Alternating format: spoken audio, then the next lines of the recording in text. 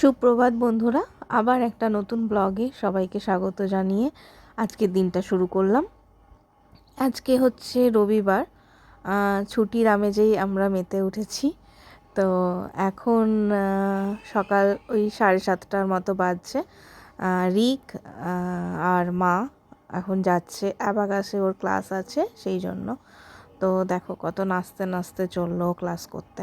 পড়াশোনায় কিন্তু এতটুকু মন নেই, কিন্তু হ্যাঁ, কোথাও যেতে হলে খুব মজা ওর।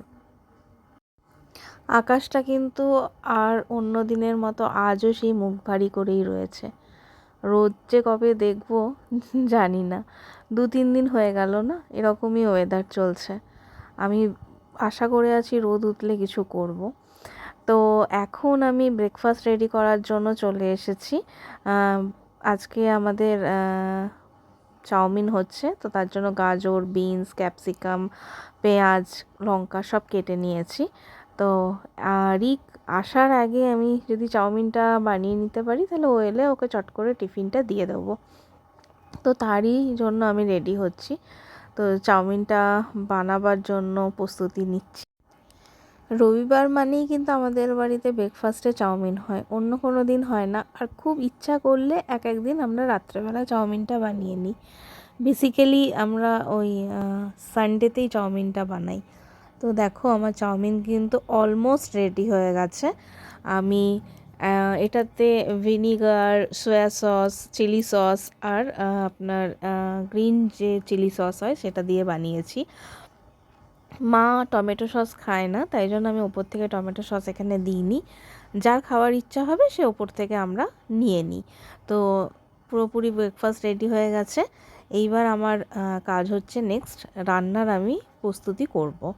তো আজকে দুপুরে রান্নায় কী কী থাকছে সেটাও আপনাদের সাথে বা তোমাদের সাথে শেয়ার করছি।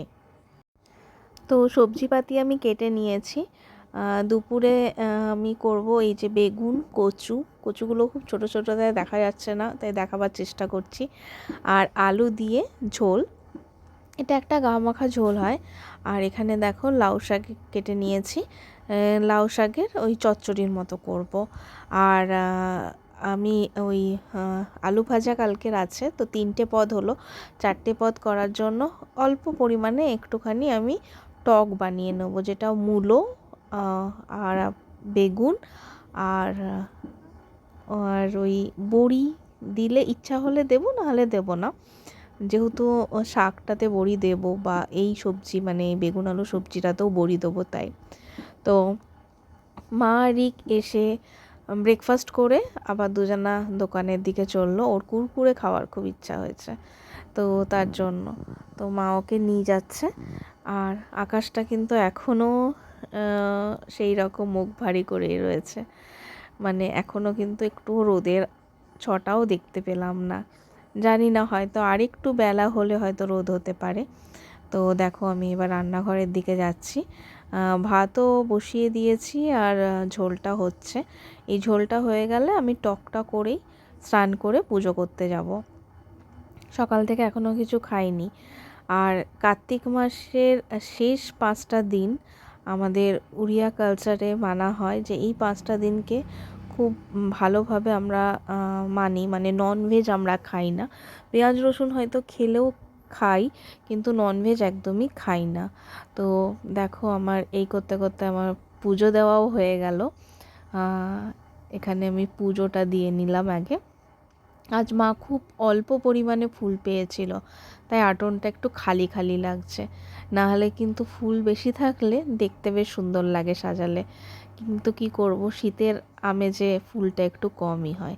তো তারপরে আমি ব্রেকফাস্ট করে নিচ্ছি চাউমিন। অনেকটা বেলা হয়ে গেছিল, তো খেতে ইচ্ছা করছিল না, কিন্তু যেহেতু বানিয়েছি ভাবলাম একটু খেয়েই দেখি, টেস্ট করা যাক। তো অল্প পরিমাণে চাউমিনটা নিয়ে আমি একটু টেস্ট করে নিলাম। আবার অনেকে বলতেই পারে এটা অল্প, কিন্তু সত্যিই অল্প ছিল, ছড়ানো আছে বলে। দেখো দুপুরে থালা আমি রেডি করে নিয়েছি। এখানে আছে ভাত, সাথে আছে এই লাউ শাকের চচ্চড়ি আর বেগুন, আলু, বড়ি কচু দিয়ে ঝোল, আর এই যে টক আর আলু ভাজা, এই দিয়েই আমরা দুপুরের খাবারটা সেরে নেব। আর রিককে একটা আমরা ডিম সেদ্ধ করে দিয়েছিলাম, কারণ যেহেতু আমরা ননভেজ খাচ্ছি না, কিন্তু ও খাচ্ছে। চলে এলাম সন্ধেবেলা, চা করে নিয়েছি 3 জনের জন্য। ম্যাম পড়াতে এসছেন, আমি আর মা, তো 3 জনে মিলেই চাটা একসাথেই খেলাম। তারপরে আমরা রাতে রান্নার আমি জোগাড় করে নিলাম, রুটি করে নিলাম, সব সবজিপাতি গরম করে নিলাম, দুধ টুধ গরম করে রেখে দিলাম। এখন বাজে ওই 8:30টার মতো, আমার কিন্তু রান্না কমপ্লিট হয়ে গেল।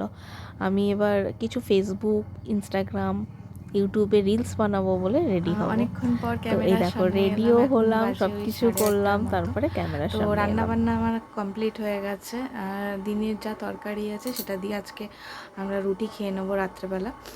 আর আজকে রিককে নিয়ে আমরা প্রচণ্ড ভুগেছি, মানে ও কিছুতেই পড়তে চাইবে না, আর আমার রাগ সেই চরম উঠে গেছিলো।